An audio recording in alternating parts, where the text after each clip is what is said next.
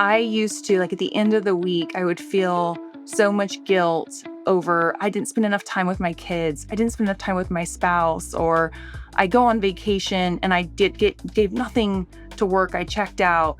And now I don't do that anymore. Now I'm much more patient. I have a much broader perspective. And now I look at more year timeframes. So I look back at the end of the year, I'm like, did I have balance? Did I give everything I have to my spouse, to my kids, to my family, to my work, to my friends, instead of these like week increments? Because you're gonna fail. Like you can't give 100% to all of those areas in every week. Hi, everyone, and welcome to the Don't Do That podcast. I'm Kelly Waltrich, your host, and today I am here with Sara Baker, head of M&A at Allworth. Hi, Sara. Hi, Kelly. It's great to see you. We've been trying to get this on the books for some time, but we're both very busy ladies, so it's been a tough one, and I couldn't be more thrilled to have you. And we have a really fun conversation planned for everybody here today. You're probably all noticing that my background is not intentionally today. I was just telling Sara I am in my beach era. I am at the shore for a month. I've never done that before, but I'm doing it, and I feel like it's done wonders for my mental health. So I suggest you all take a beach month if you can. Okay, Sara. So this is the first time I'm seeing you in your new capacity as head of M&A at Allworth, and I am really dying to hear, how is it going? Yeah. Why this change? Why this company? What are you up to? What does your new role look like? And what can we learn about Allworth that we didn't know before? Yeah. So I've been at Allworth for 2 months now, which is a big change. I was at Triad before. I was the president of Triad Wealth Partners, and it's actually a really fun part of my career. I feel like I'm coming back full circle. I started my career in financial services in M&A. I was an attorney and went to do mergers and acquisitions at Mariner Wealth Advisors. But I had met John Bunch at Financial Engines. They had just gone through an acquisition of the mutual fund store where John was the CEO. And so John and I have some history. I worked with him at Financial Engines. He was the first, really, truly the first leader who made me believe I could be more than a lawyer. Um, and try use my skill sets I love solving problems. That's my favorite thing to do. And I like really complex, hairy problems, and I'm really relational. And he's like, let's put that to work. So we've kept in touch. He called me. He's been at Allworth for about a year and a half. He called me and said, hey, like, we're doing some really exciting things at Allworth right now.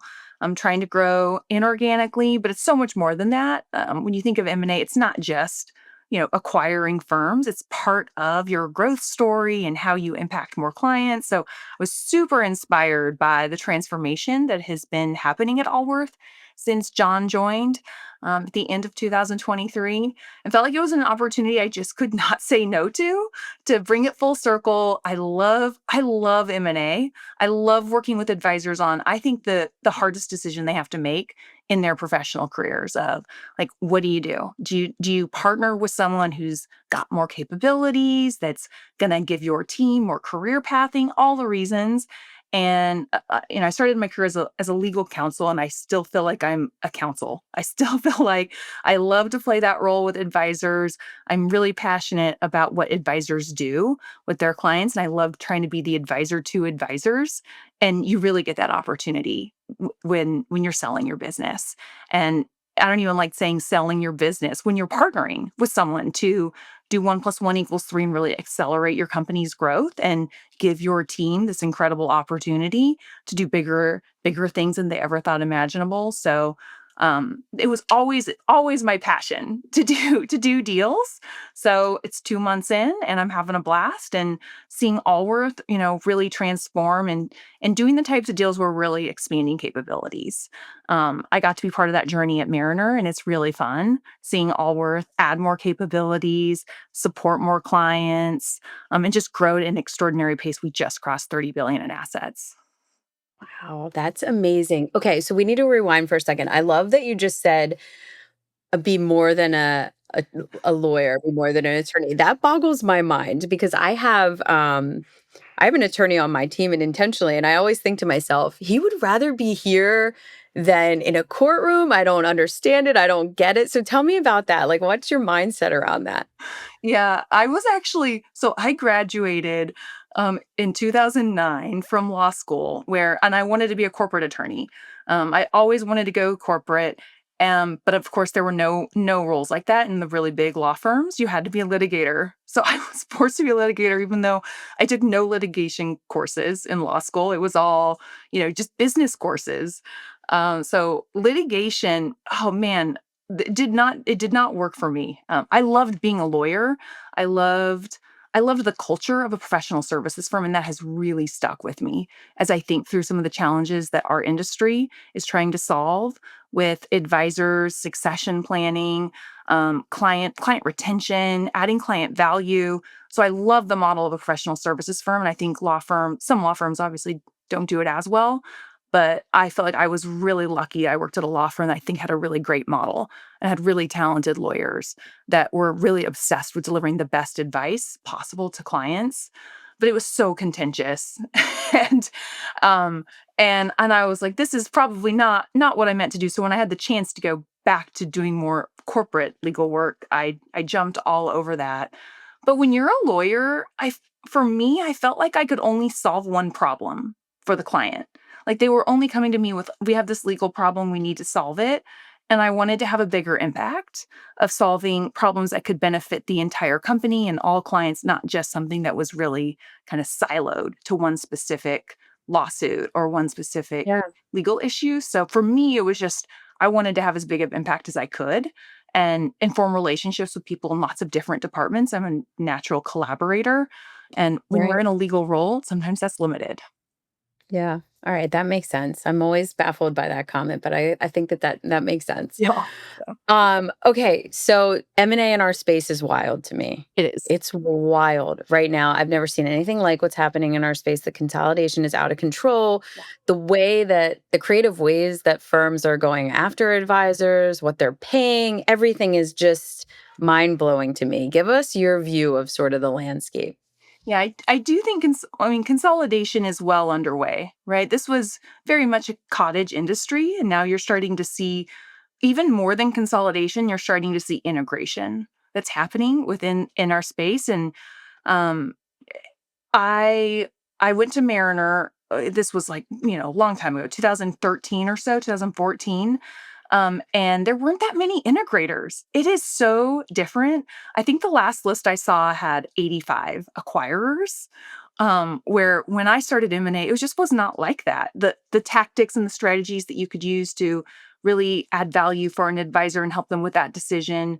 I mean, night and day different because everyone now, the things that I thought were differentiating you 10 years ago are table stakes now. Do you have tax planning? Do you do tax prep? Do you have estate planning? We take all the non-client facing things off your plate. Like that's what every integrator does now. So I think that where there's opportunities to really differentiate and for firms to kind of survive this consolidation phase is to really be true to your culture, to create a community of advisors, to give career pathing to junior advisors. We have so many advisors that are retiring. And so being the type of firm that can develop that next generation of talent, I think is so important. So I think now there's this great opportunity to differentiate on client service, on culture, on community, and not the types of things that have now become table stakes because there's just so much competition. It is, and So much everything's talent. banker led. Everything's banker led now. There's so many Yeah. investment bankers there. I feel like I used to be able to name all the investment bankers 10 years ago, and now I'm like, oh, there's a new one. and yeah, Right. Okay, so you outline the things that you think are stakes now, which I totally agree, and the things that you think people can differentiate on. Is there a new wave of things that you guys are thinking about that you think you're going to have to be prepared to support that maybe hasn't been so important in the past? Like, is there a firm of the future type of thinking that you guys are undergoing? I mean, I definitely think the firm of the future really has to think about client segmentation and about delivering the right advice to the right clients with technology and with AI, and nurturing the accumulators and the second generation of clients. And that service model needs to look really different for a client in their 20s or 30s and 40s. So I think the firms of the future are really thinking about multi-generational planning and thinking, how do we use technology to service and to engage the children, the grandchildren, clients in their 20s, 30s, and 40s? Because every single firm right now really wants to go after high net worth clients. That's really, if you go to the top 20 ranked integrators, I think they'd all say that they want to serve the same types of clients. So I think where you really have to focus is client segmentation and finding ways to add value across the whole spectrum of the family, not just the current, let's call it CFO, the chief financial officer or decision maker of the family. So using technology and using AI, the firm of the future is going to use AI, and going to use it really well, and is Really? going to be ahead of the curve on using AI to make your teams and your advisors more efficient. It's not going to replace the advisors. I truly don't think that.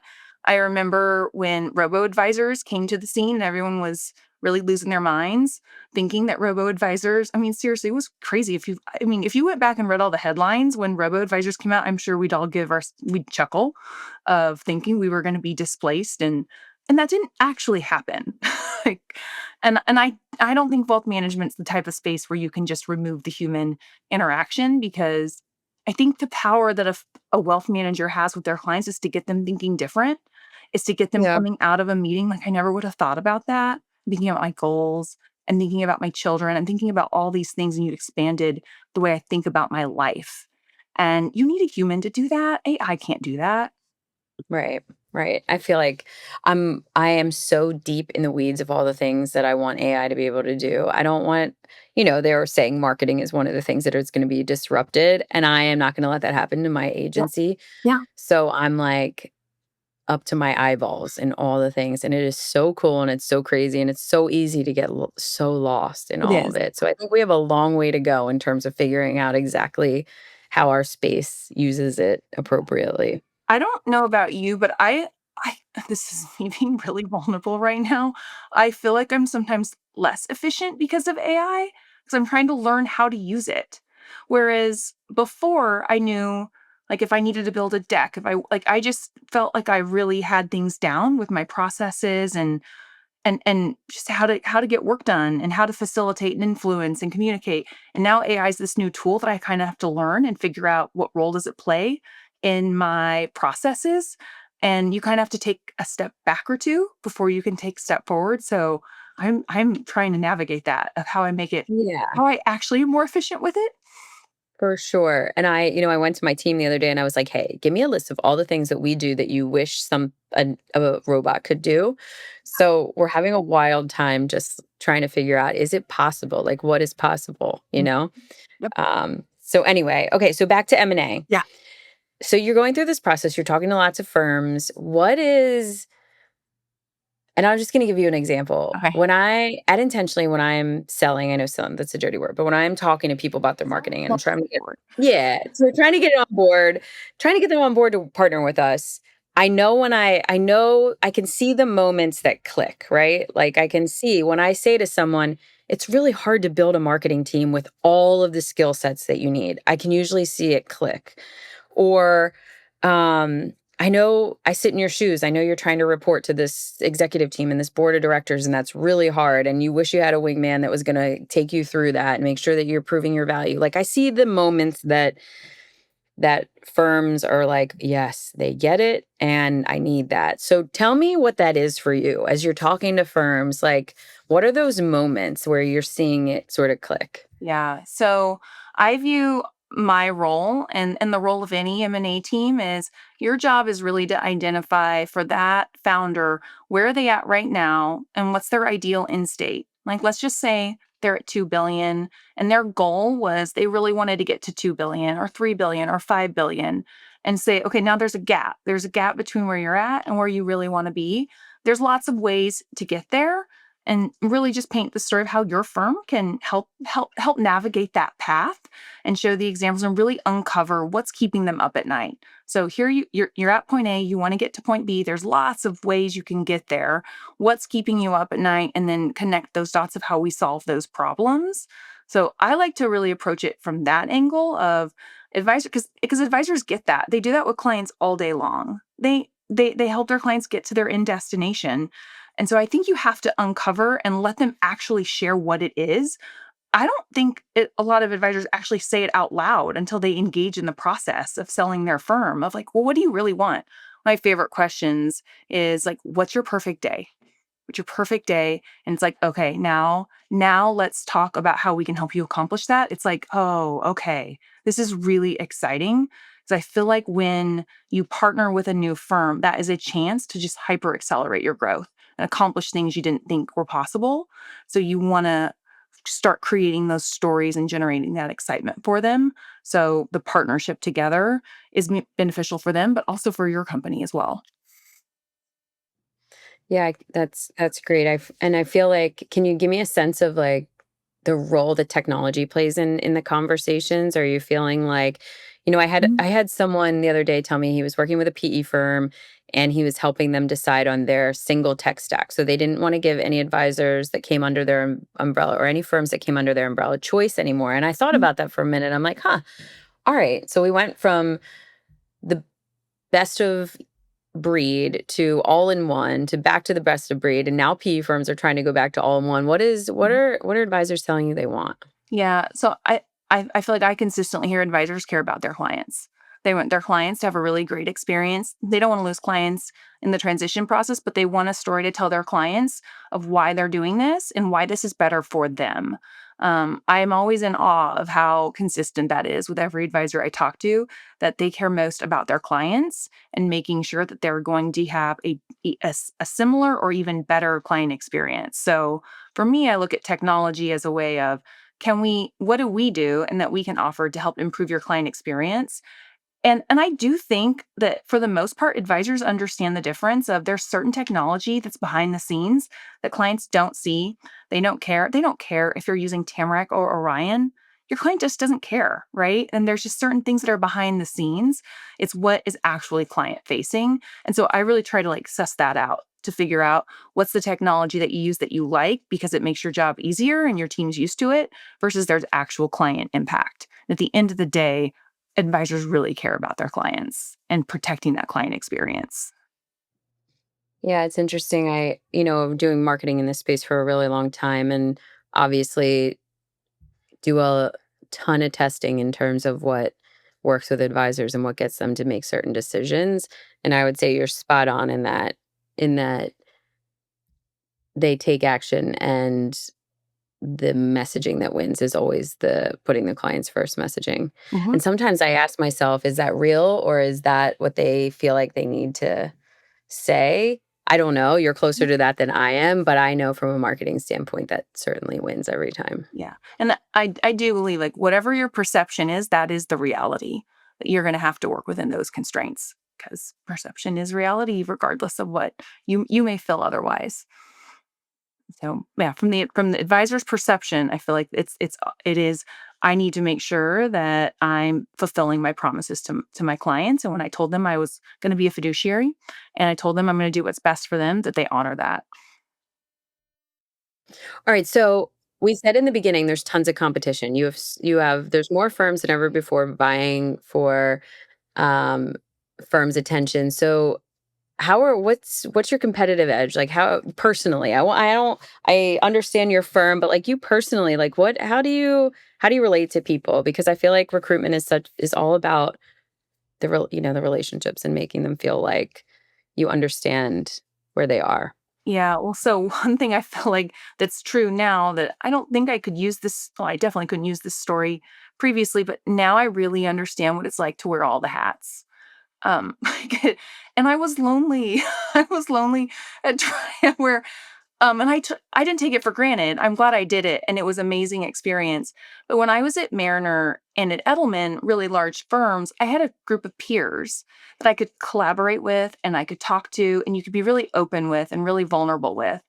And then when I stepped into Triad and I took on the president role, you do have to keep your cards a little closer to your vest. And I didn't have a peer. And it was really lonely, and I was wearing all these hats, and I did love it. I loved figuring things out. It felt really good to be like, okay, I'm a marketer.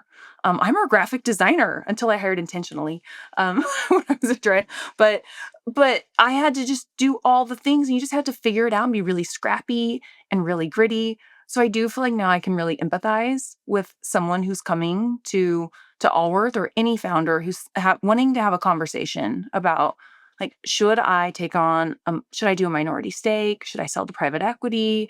Should I just partner with someone strategic, like an Allworth? Like, I feel like I can give them really good insight. And I've seen every model now. I've seen the W-2 model. I've seen the 1099 model. I've seen the TAMP model. I got to experience a lot of different flavors now in the industry, going to Triad and working with lots of different types of founders. So for me personally, I can really empathize of how exhausting it is to wear lots of hats and want to raise your hand and say, I know what I'm really good at, and I wanna knock it out of the park with what I feel is my God-given gift, instead of trying to do everything. And I want peers. I want a community. I don't wanna be so lonely. Oh my gosh, the lonely is the thing. I feel like startup, Yeah. it's like hallelujah when you get to the point where you have the right people around you. Like, Joe on my team, Yes. there are just a couple of people that when we got big enough for them to be next to me, I was like, "Okay, Yeah. I Yeah. Yeah. I thank God," Yeah. So I Yeah. totally get that. Yeah, and I did Uh, have that. It tried to an extent. It just was still, it takes time, to yes. build that, and for me, I did like the larger company, but what attracted me to Allworth was it was in the middle. It wasn't as big as Edelman, which is what, like 300 billion at this point, but it wasn't a startup either. It was, we are a rocket ship, but we've already gone through some of the growing pains, but there's still so much more to go, and I really liked that kind of middle spot for where I was at in my career. Awesome. Well, I'm really excited for you. I can't wait to see how this pans out. All right, Sarah. So, this is the point in Don't Do That where we remind everybody that I believe that people learn better from their mistakes than their wins. And I love that we get to go through this industry and hear folks like you tell us that they stepped in it, because it's nice to know that people are real and that we make mistakes, and that everything isn't what it looks like on Instagram. So, tell us, Sarah, what are we not doing today? Yeah, so what I've definitely stopped doing, that I beat myself up pretty bad over at the beginning of my career, was trying to measure how good I was in different areas of my life in a really short time span. I used to, like, at the end of the week, I would feel so much guilt over I didn't spend enough time with my kids. I didn't spend enough time with my spouse, or I go on vacation and I gave nothing to work. I checked out, and now I don't do that anymore. Now I'm much more patient. I have a much broader perspective. And now I look at more year timeframes. So I look back at the end of the year, I'm like, did I have balance? Did I give everything I have to my spouse, to my kids, to my family, to my work, to my friends? Instead of these like week increments, because you're gonna fail. Like, you can't give 100% to all of those areas in every week. You're going to have to make trade offs and choices. So I stopped doing that, and it's been incredibly refreshing. And just this weight has been lifted off my shoulder, feeling like that's okay. It's okay sometimes to be gone for a week when you have to for work, and it's okay to like step out of work for a day because my kids are in summer camp and I'm doing the carpool thing, and I've got to be really engaged, and I want to enjoy the car rides with them when they actually talk to me right now. So, like, I'm not taking the work call because, like, I don't get that time back, and I'll miss it when they go off to college. So it's been really nice. So I for the listeners out there, stop thinking in terms of, shorter periods of time, and look over the whole year of, did you make good choices and have balance in your life as a whole? I love that so much. So, Ron Carson, 10 years ago, I guess it was, when I was younger and trying to figure it out, he said something, and I'm gonna get it wrong, and Joe reminds me what he actually said all the time, and I don't nail it, but it was something along the lines of, um, work life harmony or something like that instead of work life balance, and how everybody finds their own. And I have lived by that my whole career, and I'm okay if I'm, like, on a phone call on the beach because you're on the beach, and I'd rather be on the beach than on the office, but I'm on the phone, and that's a thing, and it is what it is. Um, and so I have sort of lived by life and work are gonna be like this instead of like this, and if you can get okay with that and ride the waves. So I am in wild agreement with your assessment. It's really hard though, right? Like in the moment, it's really hard, I think. It it is, and, like, I think I didn't have this perspective when I was younger.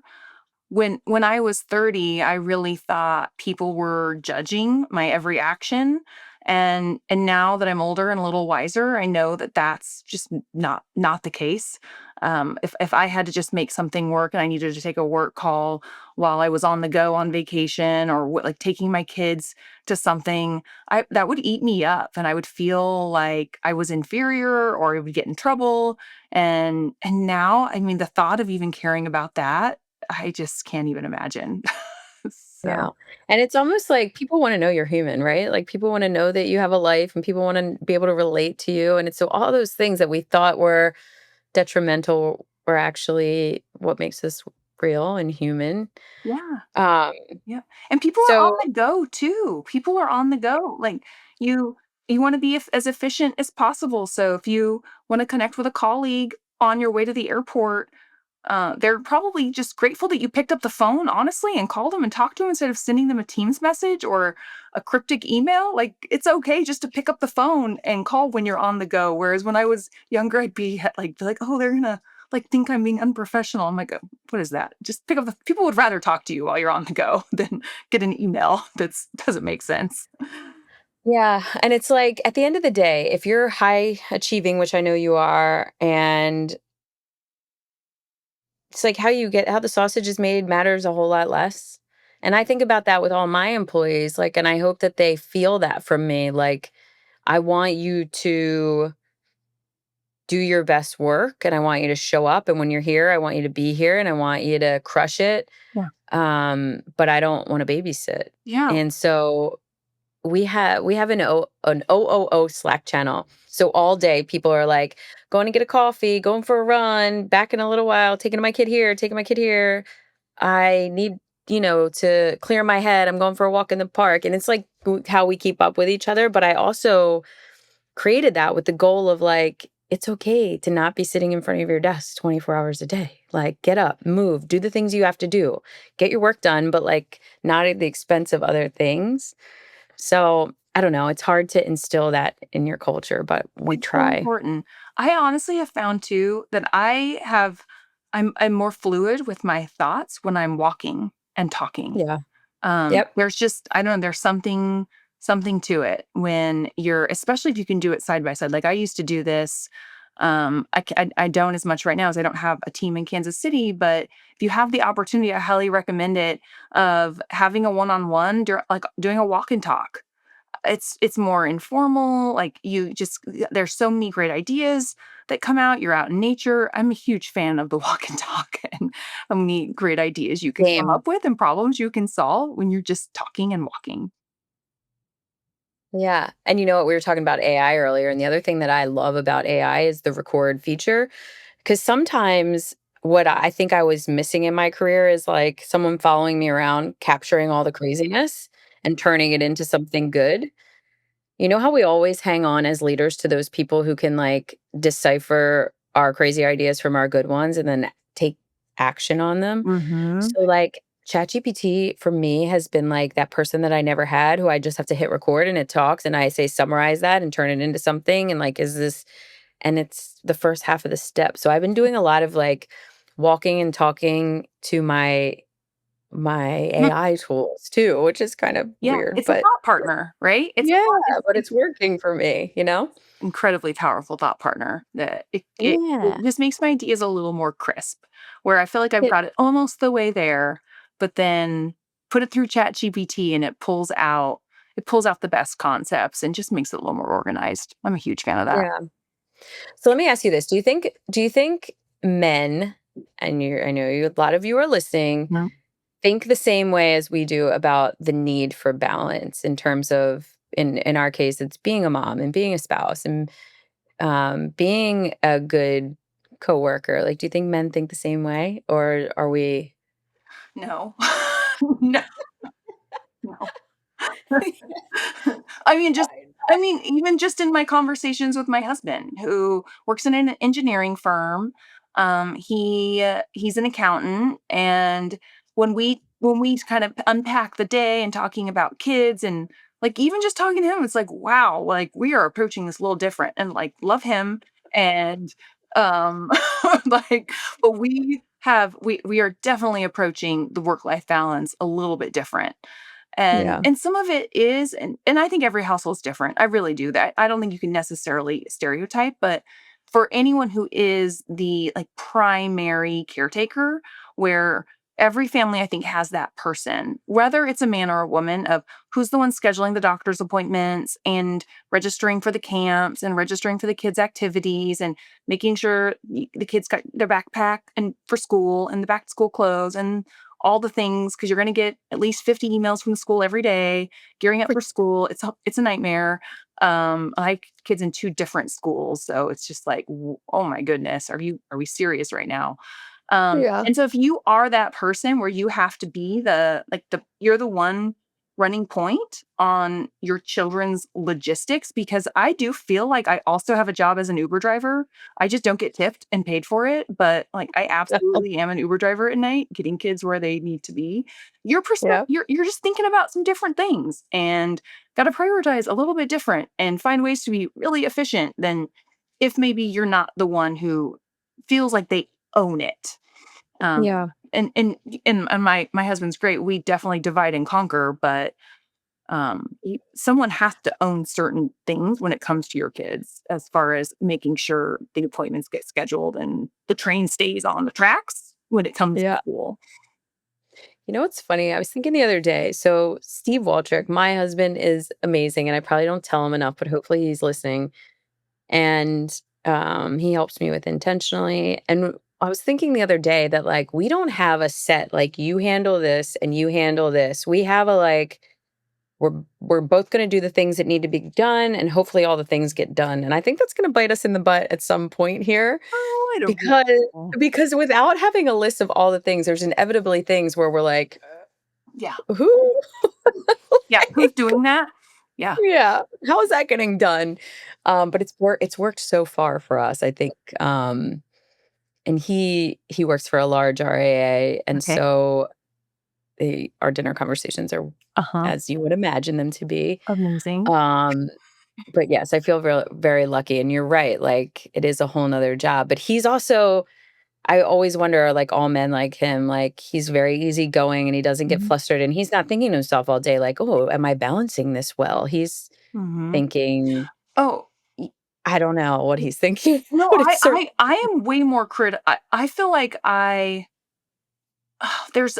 feel like I do have imposter syndrome, and I feel like I've got it way more in control now, later in my life, than earlier.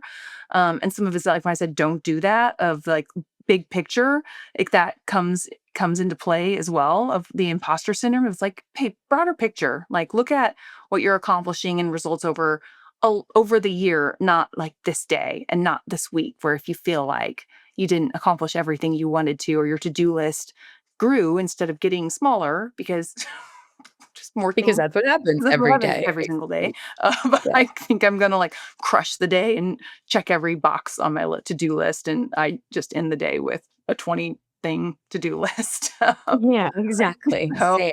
yeah, yeah, but I'm just a more critical, and I that's my personality, though. I'm gonna be Yeah. more critical, whereas my husband's going to be more laid back and not beat Yeah. himself up over, like, balance and did he knock being a dad out of the park today, and a colleague, like, Yeah. period. Different mindset.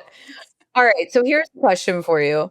How do you explain that to your kids? Because so I mentioned in the beginning, I'm here at the shore. Yeah. Never done this before, never worked from the shore like I am this summer.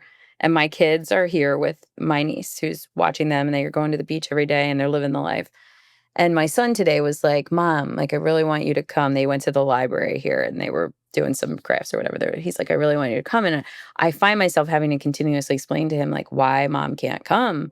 And it's such a hard, I think your kids are a little older than mine, but it's still like, it's such a hard conversation, like, even, and just trying to instill work ethic and all that kind of stuff. I believe that working moms give something to their children that's so important around Yeah. work and balance and all that kind of stuff. But how do you think Yeah. about that, and how do you communicate? Yeah. Yeah, so my kids are in middle school, and it is different the way you can communicate with middle school kids because they're like mini adults, honestly, at that point, and they feel it feels like they're so fully baked, honestly, by the time they get to middle school. But so I have pretty direct conversations. I'm a very direct person though. Like one of my big things is just have the hard conversations, be direct, be honest. Always be kind by telling the truth. Don't be nice by telling your kids or your colleagues what they want to hear. No one wins by being nice. So with my daughter, more so than my son, really wants me at everything, and she's more sensitive. I'm sure a lot of listeners can relate to you have kids with very different personalities, where the way I have to parent one kid is totally different than the way I have to parent the other kid. But I want my daughter to have the skill set, and my son to have the skill set of being able to make trade offs and being able to understand, just consequences to decisions. And what I really try to do when I miss things with her is say, I'm missing this, but one thing I never miss are your tournaments. Like, and so sometimes I do have to miss the holiday party because I'm traveling for work. Like I feel like I miss all the holiday parties. Um and like the PTO things and stuff like that. But it's like, Yeah. but the one thing my promise that's like where I'm gonna be really consistent, and the trade-off is like I will always be there when you have tournaments on the weekends. I won't miss those. Those are sacred and I'll protect those. And so she Mhm. can see that like, hey, like sometimes you have to make trade-offs and you have to have balance, and explain to her the why. Yeah. I'm in this stage where I'm trying to help my son. So he's 5. I'm trying to help him understand that things cost money. And in order to have money to do things, we have to do our job. So I'm like going through this whole thing, and the questions that come out of him are just wild. And they're things that I'm totally not prepared for. Um, and you get the questions about like, is that more important to you? And you're just like, oh gosh, am I doing my job if like that's the kind of as that's the questions that you're asking? But yeah, so I'm in that. They're very young and they're just trying to understand, you know, I Yeah. don't know. I It's just so wild. I felt like I was constantly thinking when my kids were younger, I'm screwing them up. I know I'm screwing them up. I just don't know how. Um, where it's like I don't know what the implications are going to be, but I'm sure I'm screwing them up one way or another. I'll figure it out. I'll definitely know once they're adults. But now I've just kind of like accepted that like I'm doing the best I can, and I feel like I'm very present. They know I love them, and I'm Yeah, trying to build a solid foundation in their life. So that yeah. way, when they're choosing their friends, when they're choosing their jobs, when they're making choices, that they choose their contractors wisely who are building their house. But at least at least I've given them the foundation. I love that. I love that. I don't what's the name of that, like, kid's credit card? I forget what it is, green something, but I told my husband the other day, I'm like, "I'm getting him that." I went through the process and I did it, and he's like my husband's like, "He's 5." And I'm like, "Yeah." But I need to be able to explain these things to him, and there's no better way to do it, and we're starting now instead of Yeah, in 5 years, and I don't care. yeah, This is what that's it's gonna be. start So learning. I'm, like, giving my 5-year-old this credit card, and I'm like, Yeah, "You're gonna do work, and you're gonna make money, yeah. and you're gonna be better off for it in life because you're gonna understand these concepts." Yes. And I like feel like I'm trying so hard to help make sure my kids who like right now, especially with AI, there's abundance of learning that's available. There's almost so much information that's out there. What I really want, and I want this for my team, and I look for this in cultures, is like, is do you though have a desire to learn? Because the desire to learn is really scarce, but learnings are very abundant. And so Oh, I feel like I'm trying to so hard instill that in my children of like want just be a learner, want to grow, try new things, fail fast. And hopefully it all works out. Oh There. my gosh, it will all work out. Yeah. I love that. All right, guys, for everybody that's joined us today, Sarah and I went down a path talking about her role at Allworth, the state of M&A in our industry, but most importantly, that as you're thinking about yourself as a in your career and as a parent and as a spouse and giving yourself the time to judge, not looking at it in short-term increments because it's too easy to fail that way. It's too easy to be hard on yourself, but looking at that in over the course of the year to find the balance that you're looking for. And I think that any woman that's listening to this will certainly agree, and any man I think will learn something too. Sarah, anything that you want to leave our listeners with on that note, how they can think about this, how they can incorporate it better in their lives, how they can be a little easier on themselves as they're trying to figure out how to be good at all things? Well, I'd say just one, know what your God-given gifts are. Know what you're really good at and really invest Yeah. in that.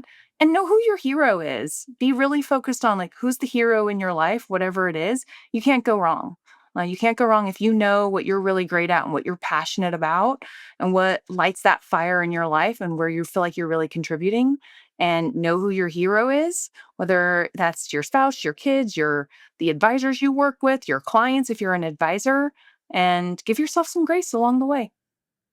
I love it. Thank you so much, Sarah. This has been really fun. Yeah. Thank you for Thanks knowing for that. listening, guys. See you soon. See ya. Thanks so much for tuning in. If you enjoyed today's show, subscribe to be notified when new episodes become available. And please consider giving us a 5-star review on Apple or Spotify. This podcast is sponsored by Intentionally, a financial services growth engine design consultancy and agency. If you want to learn more, please email me at kelly@growintentionally.com. Thank you again for listening, and check back to hear what we're not doing next. The information covered and posted represents the views and opinions of the guest and does not necessarily represent the views or opinions of Kelly Waltrich. The content has been made available for informational and educational purposes only.